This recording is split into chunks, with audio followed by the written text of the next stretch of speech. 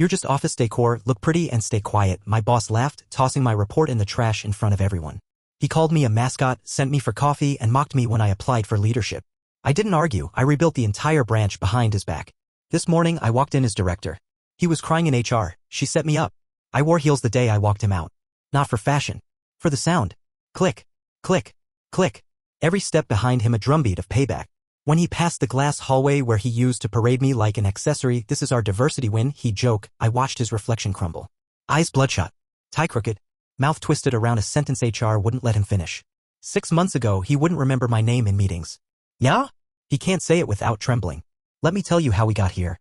3 years ago, I took a job in regional operations at a B-tier logistics firm no one's heard of unless you've spent time drowning in spreadsheets and OSHA binders. I was the youngest hire in our department by a decade. Also the only black woman. Also the only person in heels under 5 feet 9 inches who didn't speak in golf metaphors. My manager, Eric, thought he was hilarious. The kind of guy who thought locker room talk made him relatable. He'd call me Sunshine, never my name. Send me out for lattes during strategy sessions. Once, in front of the VP, he patted my shoulder and said, she's cute, but this one's not built for leadership. They laughed. I did not. But I didn't challenge him. Not out loud. Instead, I listened. I kept minutes at every meeting. Created spreadsheets no one asked for. Took on tasks beneath me and ones technically above my pay grade, quietly, obsessively, relentlessly. When the warehouse supervisor went on leave, I volunteered to shadow her interim. When corporate announced a pilot software integration, I learned the entire backend after hours on my own dime. Eric didn't notice. Or he didn't care. I was his mascot, as he once called me, some token to dress up the otherwise stale beige boardroom. Until one day I applied for a leadership development rotation. It was internal. Optional. Meant for high-potential staff. Eric found out and called me into his office. Didn't even let me sit down. You're sweet, but you're not built for this kind of climb, he said. You'd burn out before the second quarter. Stick to the admin stuff. That's where you shine. Then he tossed the printed application in the trash. Right in front of me. That night I didn't cry. I printed a new copy. And started my plan. Here's what Eric didn't know. While he was busy kissing up to the regional VP, I was building something better than clout. I was building competence. I started coaching warehouse staff on efficiency metrics. Quietly created a dashboard the floor managers now use daily. Helped customer service streamline returns processing. When the finance liaison took medical leave, I shadowed their role for 6 weeks and fixed 3 recurring audit flags that had been costing us thousands per quarter. I joined the late shift crews for after-hour inventory sweeps. Sat in unpaid cross-departmental working groups. Took every training our LMS offered, even the ones that required manager approval. I just clicked yes and prayed no one noticed. They never did. While Eric joked about calendar bimbos and long lunches, I made myself indispensable in silence. But the real game changer? Janice. She's been with the company 15 years. Started in mailroom. Knows where all the bodies are buried. And after a particularly awful town hall where Eric publicly mocked a cost-saving initiative I pitched, she thinks TikTok math works in real logistics. Janice found me in the break room and said, I've seen men like him rot entire systems. But you're the virus in his code. Quiet, patient, lethal. She mentored me. Introduced me to legacy staff. Coached me through my first real pitch deck to corporate. Co-signed me on internal credentials that opened access to reports I wasn't technically supposed to see. That's when I found it. Eric had been cooking the books. Not embezzling exactly, but massaging productivity reports. Padding numbers. Underreporting overtime. And corporate? They were eating it up. Until I showed them the real data. I didn't accuse. I demonstrated. My presentation went live at a closed-door compliance meeting last month. I wasn't invited, but Janice made sure I got on the docket. I walked them through a 12-month review showing how Eric's top-performing branch was actually dragging down net margins once you factored in actual labor costs and retention dips. The room went quiet. Then the questions started. Who pulled this data? Who verified the methodology? Why hadn't anyone seen this sooner? Janice answered for me. This is Jackson's work. She's been doing what leadership failed to do, track the real costs. They flew me out the next week. Not to fire me. To promote me. This morning, I walked in wearing the same blazer Eric once called too loud for operations. I now outrank him. Officially, he's on administrative leave pending review. Unofficially? HR let him cry in the conference room for 43 minutes while I prepared his replacement's welcome packet. He tried to protest. Said I blindsided him. Accused me of setting him up. I didn't deny it. I just smiled and said, Eric, I didn't set you up. I cleaned up. You did the rest yourself. Click. Click. Click. Heels on tile. The sound of the system rebooting. And me? I'm just getting started. Update 1. Eric said I wasn't built for leadership this morning. I signed off on his severance package. Hey again. Didn't expect this to blow up the way it did. I figured a few people might relate, but this? Wild. To everyone demanding me asking, is this real? Or how did you even survive in that environment? Yes, it's all real. I've changed names and a few minor details because, well, HR has a way of circling back when their golden boys fall off pedestals. But the bones of it? All true. Quick personal background since some folks asked. I'm 29. First-gen college grad. Grew up on the east side of Detroit. My mom worked 3 jobs and still managed to be at every school function. My dad passed when I was 12, a heart attack, sudden. After that, it was just the 2 of us and my older brother Malik, who joined the army right out of high school and used every paycheck to help keep the lights on. I got into supply chain by accident, took a warehouse temp job one summer in college because I needed tuition money. Turned out I liked the puzzle of it. The logistics. The controlled chaos, as my supervisor put it. I stuck with it. Got an associate degree, then a bachelor's in business admin. I've worked every shift, every role, and every holiday no one else wanted.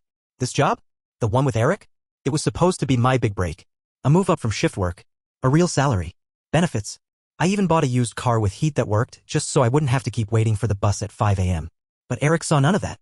To him, I was the assistant with the bright nails who brought cold brew and made PowerPoints. Until I wasn't. Here's what happened after I posted. Corporate moved fast. Apparently, the regional VP who always laughed at Eric's jokes had been quietly collecting complaints for months. About Eric. About that whole branch. My report?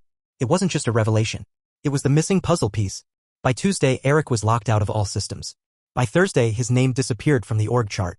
And by Friday, they made it official. Interim branch director, me. Not acting, not temporary support. I signed a 12-month leadership contract with full benefits, relocation support, and a $10,000 project completion bonus if I hit Q3 goals. That bonus? It's already halfway there. Because while Eric spent years managing perception, I spent months cleaning up the wreckage. First order of business, staff turnover. We had a 42% retention rate on warehouse crews. Absurd. You know why? Because Eric would underpay temps, cut corners on training, and treat them like livestock. He had this whole philosophy, if they quit, we'll just get more. I launched a 3-month pilot with higher hourly wages, cross-training bonuses, and access to real career paths. One guy, Marcus, had been on 3rd shift for 5 years, never got a performance review, never even knew there was a full-time slot open. I made him lead. His first words? No one's ever promoted me before. Yeah? He's managing inventory flow like he's been doing it for a decade. It's not magic. It's respect. But here's the part one didn't see coming. The whispers. Old allies of Eric, especially Kyle, our marketing lead, started spinning the narrative. Said I politicked my way up. Said I was playing the system. Claimed I'd backstabbed my mentor. Mentor? Eric once told me I'd look prettier if I smiled more in meetings. That's not mentorship. That's workplace rot. So I didn't argue. I built receipts. Started documenting every improvement, every dollar saved, every workflow upgrade. I presented my numbers at the Q2 forecast meeting 2 weeks ago. VP of Finance actually clapped when I broke down how we'd slashed overtime cost by 18% without reducing staff hours. After the meeting, Kyle tried to corner me. Said I should have given credit to the team. I looked him dead in the eye and said, Kyle, if by team you mean the one that ignored HR violations, covered for bad reporting, and ghosted warehouse grievances for 2 years, then no. I'm not sharing credit. I'm cleaning up your mess. He didn't speak to me for a week. Then HR reassigned him to another region. Funny how that works. Let's talk about Eric's final days. He tried to play the victim. Sent out this email to old department heads framing himself as pushed out by corporate politics. Said he trained his replacement too well. That was his line. I trained her too well. Buddy, you trained me to fetch coffee and memorize your Starbucks order. Everything else? I taught myself. HR let me choose whether to be there for his exit. I said yes. He cried. Real tears. Shaky voice. Said he was blindsided. Asked me if I could write him a neutral reference letter. Claimed he was going through a lot and trying to move forward. I asked him one question. Do you remember when you said I was built for admin, not leadership? He blinked, looked away. I continued. You were right. I am built for systems, for structure, for process. But I'm also built for power, for strategy, for command. You were too busy talking to realize I already had the floor. Then I handed him the envelope with his severance terms. Walked him out, heels echoing like punctuation. Click, click, click. A few comment replies from the original thread I wanted to address. You/Rust Beltrani. Goddamn. I was halfway through cheering when I realized. Wait, did she actually take his job? Like, the exact job? Reply, yes, I did. I took his exact job. Same desk, same parking spot. I even kept the coffee machine in my office. The one he said was too fancy for a girl who doesn't drink hers black. I make iced vanilla lattes in it every morning. Loudly. You/Data Queen 404. This gave me chills. But for real, how did you stay that patient? I would have exploded 10 times over. Reply, Oh, I wanted to explode. Many times. But I kept thinking of my mom. How she once told me, don't waste your fire on small battles. Save it for when the building needs to burn. This was that moment. Bitter Billy. Please tell me you didn't actually say, I cleaned up, you did the rest yourself. That line is lethal. Reply, I 100% said it. Word for word. Zach, my boyfriend, calls it my supervillain origin quote. She says it like a prayer before job interviews now. Final note for now. I know some people want the humble arc, the forgiveness speech, the soft landing. This ain't that story. Eric built a kingdom of rot. I didn't torch it. I renovated. And now, it's mine. Next update soon. Things are moving fast. Let's just say some new doors are opening, and someone from HQ is asking if I'd consider relocating. As VP. Stay tuned. Click, click, click. Update 2. Eric thought I was a joke. Now I know his secrets. And my boyfriend Zach is about to leak them with a smile. Let's start with this. I haven't slept a full night in 6 days. Not because I'm scared. Because I'm too damn excited. You know that feeling when you finally put all the puzzle pieces together? The ones people swore weren't even part of the same picture? That's me right now. Sitting on a volcano. And it's about to blow. But I'm getting ahead of myself. Let me rewind. And let me introduce you to the man who's quietly been pulling me back from the ledge since day one. Zach. Yes, Zach, my boyfriend. 6'1", soft-eyed chaos tamer with a psychology degree and a black belt in emotional first aid. He looks like the kind of guy who writes poetry in coffee shops but actually builds UX systems for mental health apps and rescues injured pigeons in his spare time. He's also the reason I didn't burn out halfway through this war. When Eric used to call me Sunshine in meetings, Zach would meet me afterward with tea in one hand and a list of petty comebacks I should have said in the other. When I got the promotion and the panic attacks that came with it, he built me a custom breathing app, with my favorite colors and a button that plays lo-fi whenever I need to disappear for 60 seconds. He never once told me to calm down. He asked, where does it hurt? That mattered this week. Because this week, I found the rot. The deep, ugly, money laundering kind. Let's go back to Thursday. Zach and I had plans. Actual dinner reservations. My first attempt in weeks to act like a human being and not a corporate crime solver. Then I got the email. From an internal account with no name, no signature. Just a subject line. He's not gone. He's just hiding better. Inside, a spreadsheet. Sloppy. Redacted. But I recognized the patterns. Vendor payouts. Reimbursement trails. Duplicate invoices tagged to regional partnership meetings. That never happened. And names. Kyle, Beth, and Eric. I didn't cry. I didn't scream. I showed Zach. He didn't say, leave it. He didn't say, wait until morning. He said, let's go hunting. The next 72 hours were insane. We turned our apartment into a CSI lab. Post-it notes, mind maps, a whole whiteboard from Office Depot that Zach carried up 3 flights of stairs while still in his slides. He built a timeline. I traced the payments. Every time I hit a dead end, he'd tilt my chin and say, try a different door. By Sunday night, we had it. Proof that Eric wasn't just misreporting performance metrics. He was stealing. Setting up dummy vendors. Routing fake expenses through Kyle's department. Beth was laundering the approvals. One vendor? Registered in a residential unit 2 blocks from Eric's sister's house. Another? Tied to a defunct wedding planning business with no service records since 2018. The kicker? A Venmo screenshot. $2,800. From the vendor to Kyle. Labeled, congrats on the baby. Kyle doesn't have a baby. But Beth's youngest just turned one. That night, I stared at the ceiling while Zach traced circles on my back. They think I'm a kid with a clipboard, I said. A mascot in heels. You're the reckoning in lipstick, he replied. And they're about to find out. He kissed my shoulder. And I knew right then, I wasn't alone in this anymore. I was going to torch this whole illusion. And Zach? He was lighting the match. Monday morning, I called the VP of Compliance. Not HR. Not legal. Straight to the top. I have reason to believe Eric established a vendor fraud scheme involving 2 active employees. I have documentation. And if internal review can't handle it, I'm prepared to involve a third party. They brought me in that afternoon. Zach insisted on driving me. Waited in the lobby, laptop out, earbuds in, pretending to read. What he was actually doing. Scraping public records and building a dossier on the shell companies. He says research calms him down.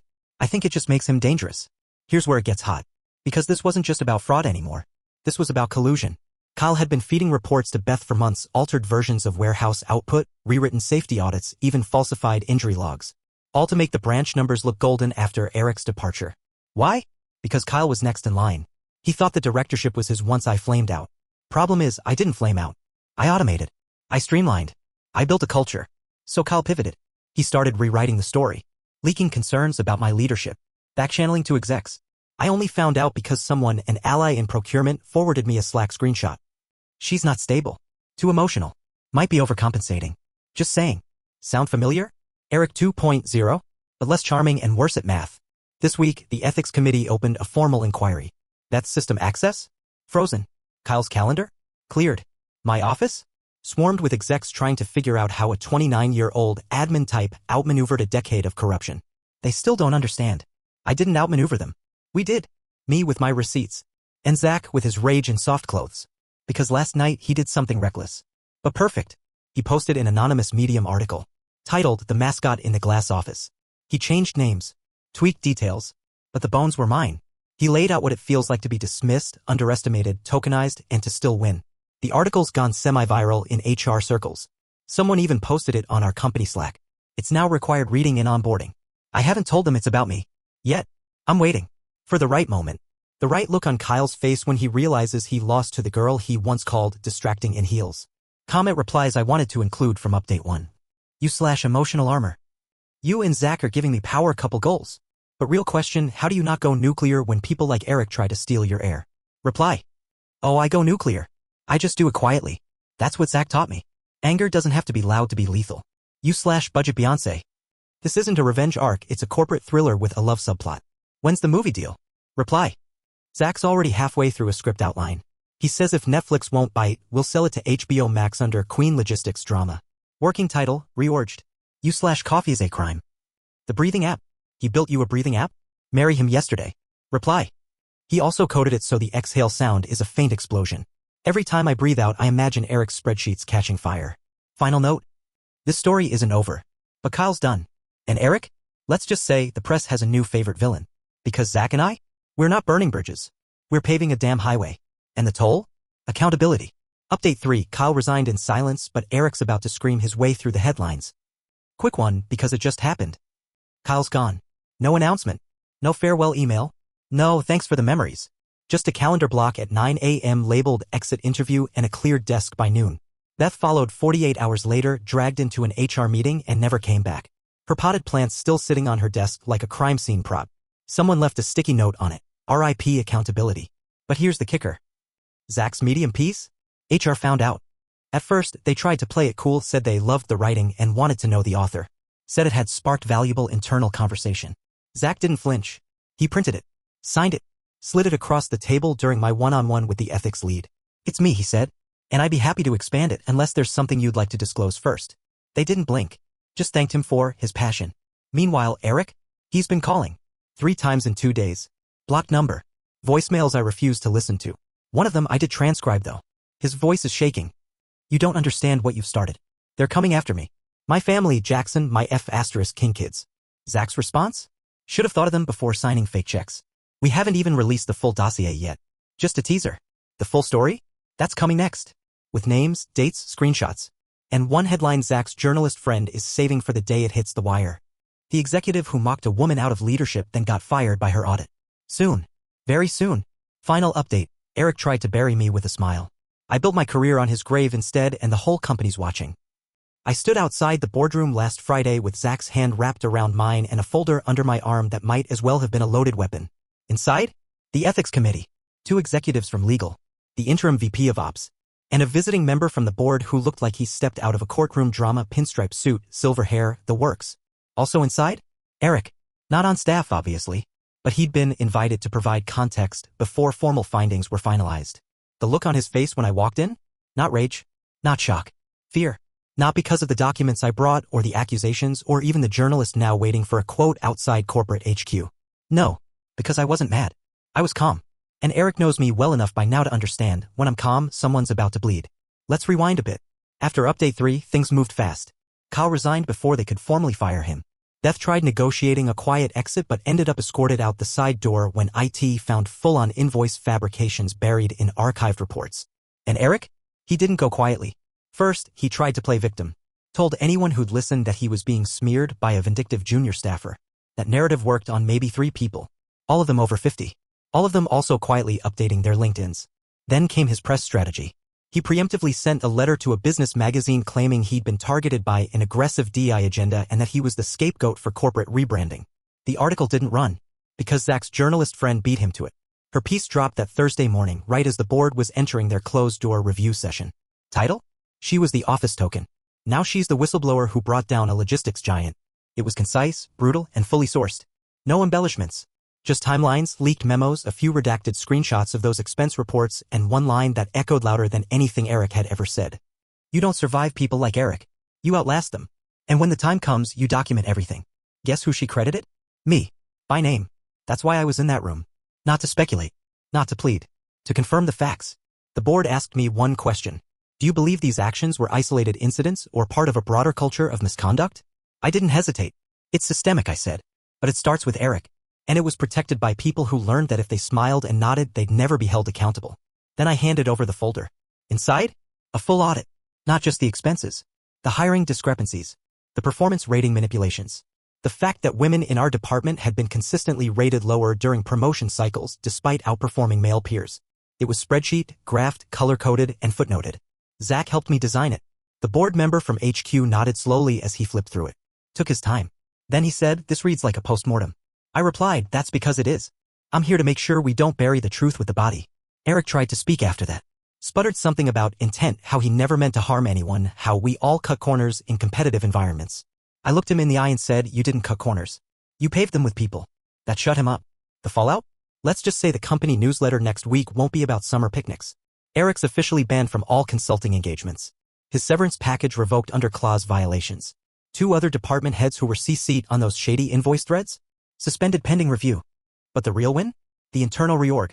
As of this morning, I'm no longer just interim director. I'm now senior director of operations for regional performance integrity. It's a new title. Made just for me. My job? Ensure this never happens again. Across 7 branches. Oh, and I'm hiring. Guess who's joining me? Janice. She's coming out of retirement for 1 year to help build the mentorship pipeline I never had. Marcus from the warehouse? He's getting promoted to logistics supervisor. And Zach? He's the one who found the clause that let me renegotiate my comp package when the board tried to start me at standard range. I'm not standard. And now they know that. Let's talk about the article fallout. The journalist published a follow-up piece after Eric's firing. It focused on the why behind everything, not just the fraud, but the culture rot. She quoted anonymous staff who talked about how normalized it all felt. The silence. The little humiliations. It went viral. Someone on Twitter wrote, "She didn't just break the glass ceiling, she audited the floor beneath the old boys and watched them fall through." Corporate's PR team scrambled. But it was too late. The damage wasn't to the brand. It was to the myth. The myth that people like Eric are visionaries. That guys like Kyle are just aggressive leaders. That someone like me doesn't belong at the table unless I'm serving coffee. That myth? Dead. I didn't just walk into the building as director. I rebuilt it. Brick by spreadsheet brick. Zach asked me something last night as we sat on the fire escape with takeout and cheap beer. Do you feel peace yet? I thought about it. The years of being dismissed. The endless meetings where I was invisible. The way Eric once told me, leadership's about presence, not perfection, after butchering my report in front of the team. Then I looked at Zach. The man who held me through panic attacks, helped me code a culture reset, and smiled every time I whispered, "I'm not sure I'm built for this." And I said, peace doesn't come when they're gone. It comes when I stop needing them to admit I was right. He clinked his beer against mine. To building empires from ashes, he said. And I added, to never being their mascot again. Final reflections, since y'all always ask. Zach and I are taking 2 weeks off. A real vacation. No laptops. No audit trails. Just sun, silence, and the satisfaction of knowing we left the system better than we found it. I've had a dozen people, women, queer folks, people of color, reach out after the article. Some just said thank you. Others asked how to fight back. I tell them the same thing, don't start with fire. Start with files. Then aim. I kept the heels I wore the day Eric left. I don't wear them often. But sometimes I walk past his old office and let the echo remind me power reclaims space. And yes, the company offered to pay for leadership coaching. I declined. I've had all the coaching I need. His name is Zach. And I built this war room with him, 1 tab, 1 thread, 1 truth at a time. This isn't the ending I planned. It's better. Because it's mine. And every step forward? Click. Click. Click. Thank you, Reddit. For listening. For believing. And for never asking me to smile more. The mascot is gone. The director is home.